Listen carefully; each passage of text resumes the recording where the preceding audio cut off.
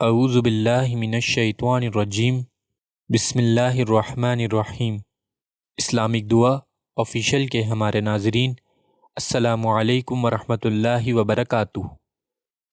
حضرت عبداللہ بن عمرو بن عاص رضی اللہ تعالی عنہ سے روایت ہے کہ رسول اللہ صلی اللہ علیہ وآلہ وسلم نے فرمایا، قیامت کے دن ترازو نصب کر دیے جائیں گے۔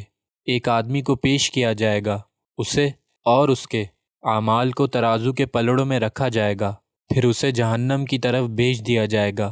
جب اسے لے جایا جا رہا ہوگا تو اللہ تعالیٰ کی طرف سے ایک پکارنے والا یوں پکارے گا، جلدی نہ کرو، جلدی نہ کرو، اس کی ایک نیکی رہ گئی ہے۔ پھر ایک پرچی لائی جائے گی، اس میں لا الہ الا اللہ لکھا ہوا ہوگا۔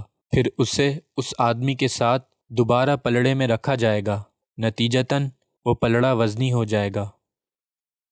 پیارے دوستو، اللہ تعالی ہمیں نبی کریم صلی اللہ علیہ وآلہ وسلم کے فرمان پر عمل کرنے کی توفیق عطا فرمائے، اور کثرت سے لا الہ الا اللہ محمد رسول اللہ پڑھنے کی توفیق عطا فرمائے۔ اسی طریقے کی مزید اسلامک ویڈیوز دیکھنے کے لیے ہمارے چینل کو ضرور سبسکرائب کریں اور اس ویڈیو کو زیادہ سے زیادہ شیئر کریں۔ انشاءاللہ نیکسٹ ویڈیو میں ملاقات ہوگی، جب تک کے لیے اجازت، اللہ حافظ۔